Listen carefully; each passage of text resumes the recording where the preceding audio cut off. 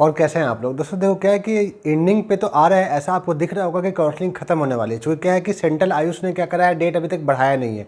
लेकिन मेरे हिसाब से मुझे जो दिखा है इस टाइम टेबल में, उस टाइम टेबल के हिसाब से मुझे ऐसा लग रहा है कि नहीं भाई, अभी बहुत कुछ है। और बिल्कुल अगर आप तैयार हो जाओ, चूँकि मार्क्स कम होने के टाइम आ गए हैं। लेकिन ये क्या है दोस्तों कि मार्क्स कम जिसके 5 या 10% के आसपास कम है, मतलब कि अगर जनरल कैटेगरी से हो और अगर आपके मार्क्स 98 तक 94 तक है तो बिल्कुल आपको मौका मिल सकता है, जैसा कि अदर स्टेट के भी कंडीशन से लग रहे हैं। हालांकि एमपी का तो बिल्कुल क्लियर हो गया है, क्योंकि आपने जो नया टाइम टेबल है वो देखा होगा कि उसमें 4 और 5 तारीख का क्या दिया हुआ है, या 3 या 4 को कैंसिलेशन का दिया है।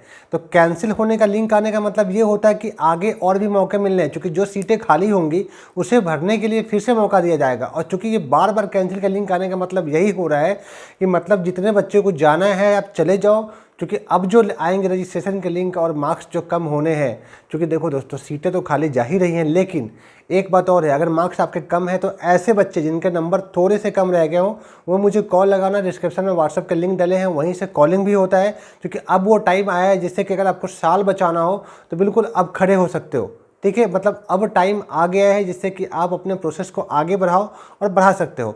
दूसरी बात दोस्तों, आज मेरिट लिस्ट आया है, साथ में क्या हुआ है कि वैकेंट सीट भी आए हैं। तो अब क्या है कि चॉइस फिलिंग सिग्नल 1 दिन का दिया गया है, जो कि कल का ही होगा, रात तक खत्म हो जाएगा। 3 तारीख से लेकर के 3 तारीख को अलॉटमेंट है और 4 और 5 को अपना क्या है, रिपोर्टिंग है, वो भी 2 दिन का ही है। मतलब ये टाइम टेबल इसलिए ये जल्दी से क्लोज किया जा रहा है 4 तारीख से पहले, क्योंकि अब जो प्लान करके आएगा बिल्कुल आप लोग होली मनाओ।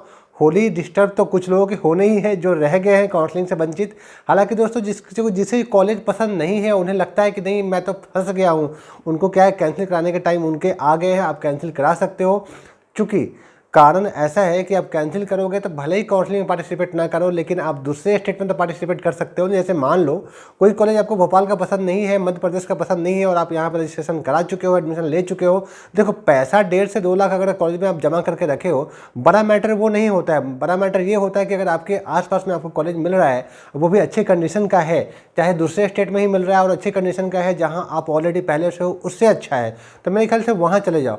क्योंकि वो देखो अभी जो गलती हुई है वो सुधारने का मौका है, क्योंकि बहुत से कॉलेज बहुत ही खराब है, तो उधर फंस के नहीं रहना है हमें। भैया डेट कब आना है, क्योंकि 4 तारीख को देखो, 4 तक ये डेट जो सेंट्रल आयुष का दिखा रहा है ना, ये डेट आपको 3 या 4 को, या हो सकता है ये 5 तारीख के आसपास में भी आपको दिखेंगे कि कितने तारीख से रजिस्ट्रेशन स्टार्ट होने हैं। लेकिन एक ही बार मिलना है।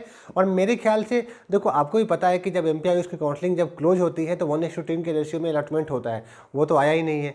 तो अब क्या है, अब बोलते हैं ना कि खेल करने का टाइम है, वो टाइम आया है।